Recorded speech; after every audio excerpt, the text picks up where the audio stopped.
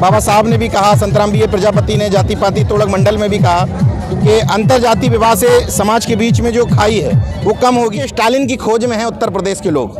क्या बात। जो एमके स्टालिन बनने को तैयार हो जाएगा, जनता उसी के पीछे लग जाएगी।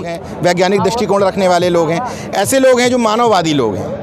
वैसे सारे लोगों का जमावड़ा यहाँ इकट्ठा हुआ। हम स्वागत करते हैं योगी आदित्यनाथ जी का कि आए और बौद्ध धर्म ग्रहण करें। अब आप बताइए कि कहाँ डर रह गया। जब तक आप एक बात क्लियर कट नहीं समझ लेंगे कि आप चाहे श्री कृष्ण मंदिर की बात करें, चाहे राम मंदिर की बात करें, फायदा बीजेपी को ही होगा। आपकी पिच पर, आपकी आरक्षण की पिच पर बीजेपी नहीं खेल पाएगी, लेकिन उसकी धार्मिक पिच पर आप पिट जाएंगे। आपको ये बात समझ में आ जाएगी। मंदिर की तरफ जाओगे, चाहे बाबा साहब का मंदिर हो, चाहे ललई का मंदिर हो, चाहे रामस्वरूप का मंदिर हो, चाहे उदा देवी पासी का मंदिर हो, मंदिर का रास्ता बीजेपी की तरफ ले ही जाएगा। आपको बुरा बनना पड़ेगा समाज में, एक लकीर खींचनी पड़ेगी, एक लकीर खींचनी पड़ेगी। वो मैं खींच रहा हूँ। मुझे कोई फर्क नहीं पड़ता, मुझे पटेल जयंती में बुलाओ या ना बुलाओ, कोई फर्क नहीं पड़ता।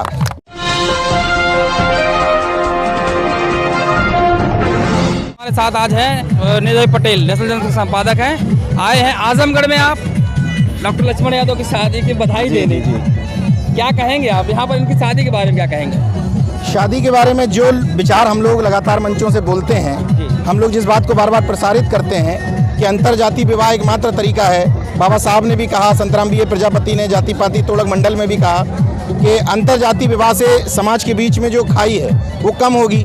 तो लक्ष्मण भाई हमारे साथी हैं, मित्र हैं, मिशन के एक सिपाही हैं हम लोग। तो खुशी हुई हमें इस बात की कि उन्होंने अंतर जाति विवाह किया, और इसलिए हम सब लोग आए हैं कि एक वैचारिक शादी है। और अभी घुसा ही हूं अंदर, लेकिन मुझे कोई सून वून नजर नहीं आई है। अच्छा। ये देख के भी अच्छा लग रहा है। अच्छा, यहाँ कुछ नजर नहीं आया। हाँ, क्योंकि अंतर जाति मैं अगर कहूँ यहाँ पर सारे नास्तिक लोग इकट्ठा हुए, एक बड़ा जमावड़ा हुआ आजमगढ़ में, तो ये गलत होगा? नास्तिक की जगह आप ये कह सकते हैं तार्किक लोग इकट्ठा हुए। ऐसे लोग इकट्ठे हुए जो वैज्ञानिक चिंतन रखने वाले लोग हैं, वैज्ञानिक दृष्टिकोण रखने वाले लोग हैं, ऐसे लोग हैं जो मानववादी लोग हैं। वैसे सारे लोगों का जमावड़ा यहाँ इकट्ठा हुआ। अखिलेश जी भी आए हैं, उसी में शामिल हुए हैं।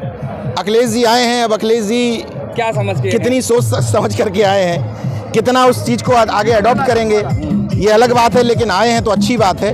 और जो विचारधारा हम लोग उनके चाहते हैं कि उनके माध्यम से जाए, उस विचारधारा को लेकर आगे बढ़ते हैं, तो बहुत स्वागत है उनका। जिस तरह से उत्तर पूर्वांचल में देखिए एक माहौल बदला हुआ है। पिछले 2 साल से कोविड ने रोक कर रखा था, उसके बाद फिर फ्लो हो रहा है।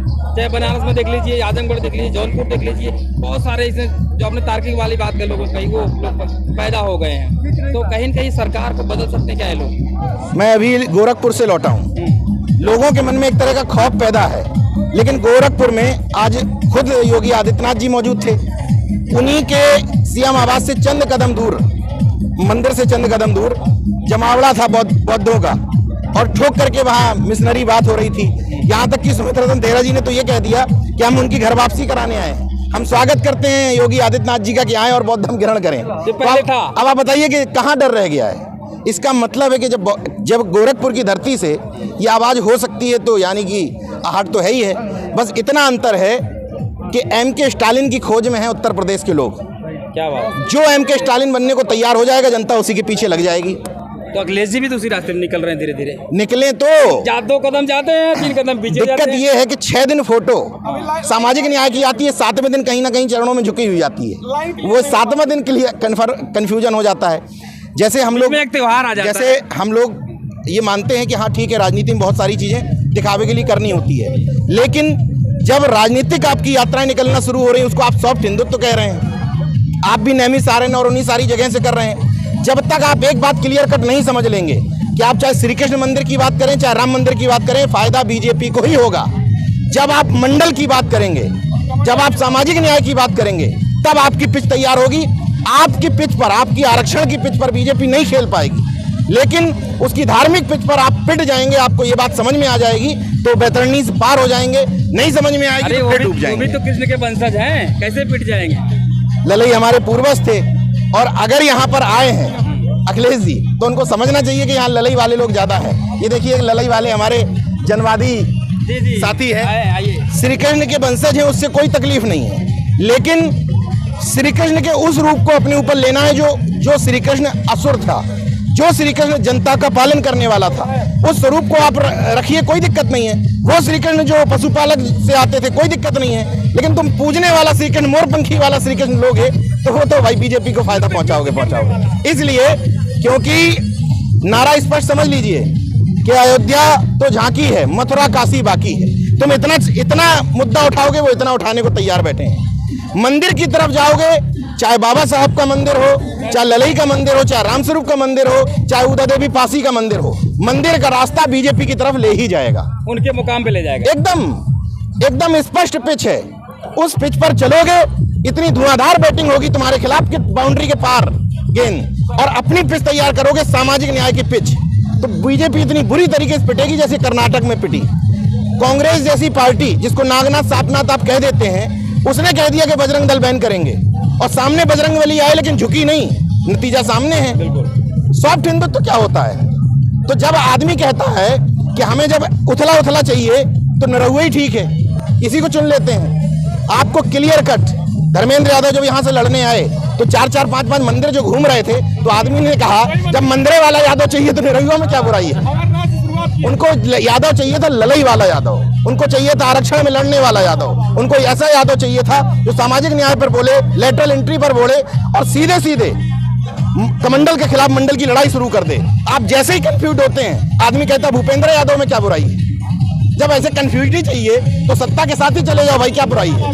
तो जितने पोकलैंड मशीन वाले हैं, जितने जेसीबी वाले हैं, भूपेंद्र यादव के साथ फोटो खिंचा रहे हैं।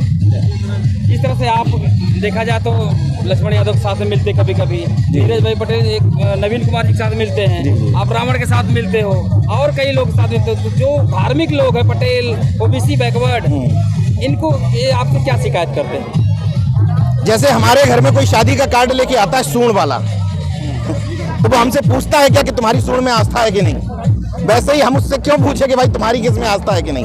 हमारी ललई में आस्था है, हमारी बाबा साहब में आस्था है, हमारी रामस्वरूप वर्मा जी में आस्था है, संतराम बीए प्रजापति में है, शिवदयाल चौरसिया में है, तो है।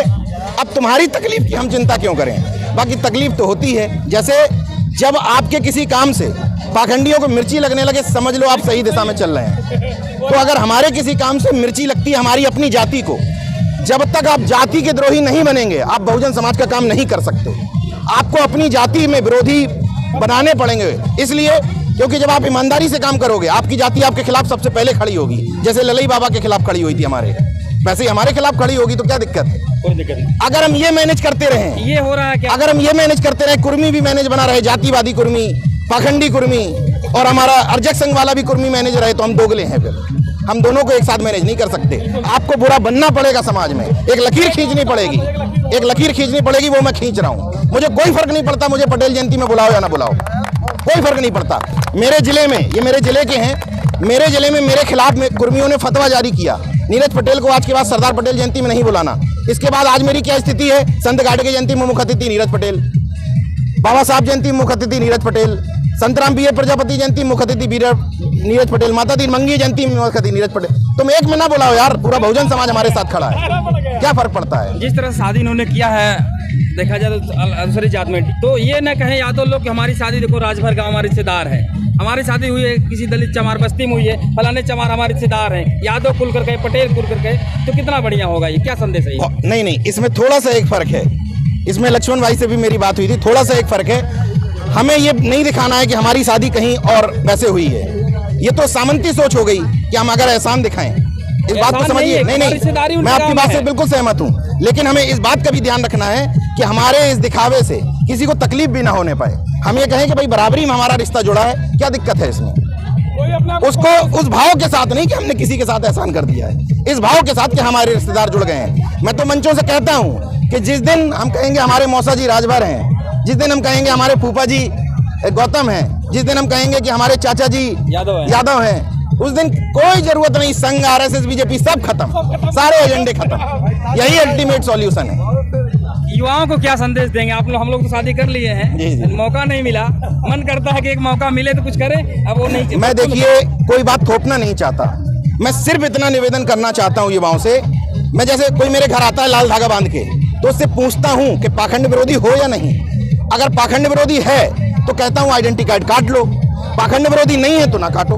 वैसे ही युवाओं से मेरा निवेदन है कि अगर सुबह से शाम तक माला जपते हो एक मानसिकता के विरोध की, एक जाति के विरोध की, तो फिर अंधविश्वास और पाखंड के खिलाफ खुल के आ जाओ।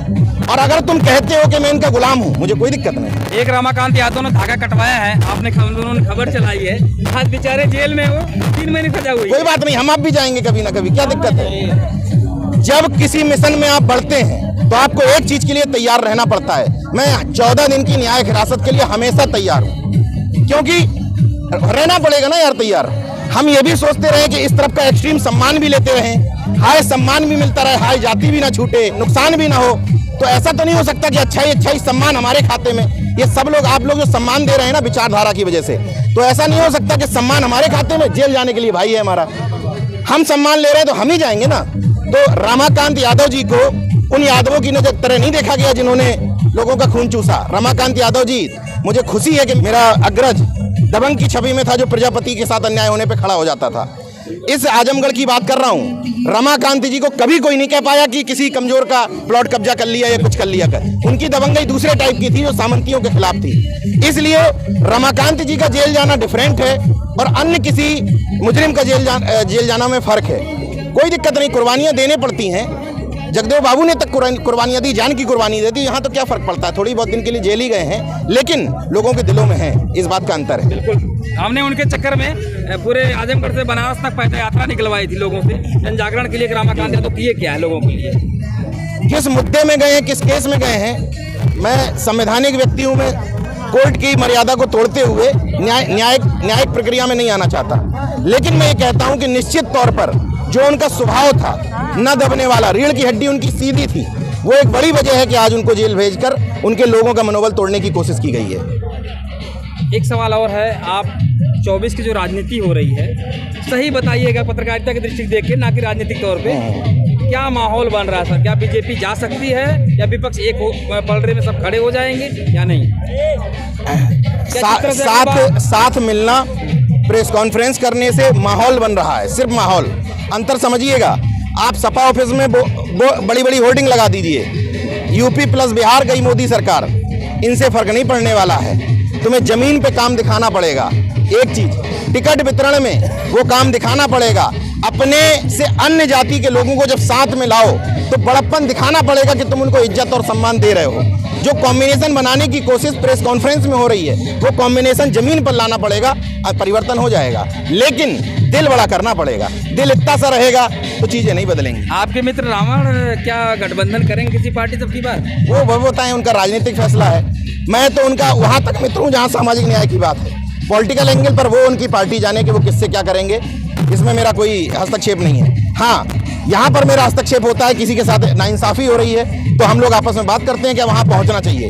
राजनीतिक एंगल से वो क्या कर रहे हैं वो जाने, उसमें मेरा कोई हस्तक्षेप नहीं। बलिया में नहीं गए रावण जी, वहाँ पर हेमंत यादव की हत्या हुई थी, सामंतियों ने कुछ के मार डाला उनको, वहाँ जाना चाहिए था। हाँ, बिल्कुल जाना चाहिए था। मैं हमेशा इस बात का पक्षधर हूँ, पहलू छूट गया, बहुत बड़ा पहलू। मैं हमेशा इस बात का पक्षधर हूँ कि आप अपनी जाति की किसी घटना में भले ही ना पहुँच पाए, लेकिन आपको ये ध्यान रखना है कि अन्य जो लोग हैं तभी आपस में कॉम्बिनेशन और जुड़ाव वो ठीक हो पाएगा। और इन चीज़ों को संसाधन बढ़ाते हुए दूरी करना भी चाहिए। चलिए, बहुत अच्छा मुलाकात हुई। हमारे साथ हैं निर्जय पटेल, नेशनल संवादक हैं। फिर दोबारा किसी मुद्दों की चर्चा होगी, तब तक के लिए नमस्कार।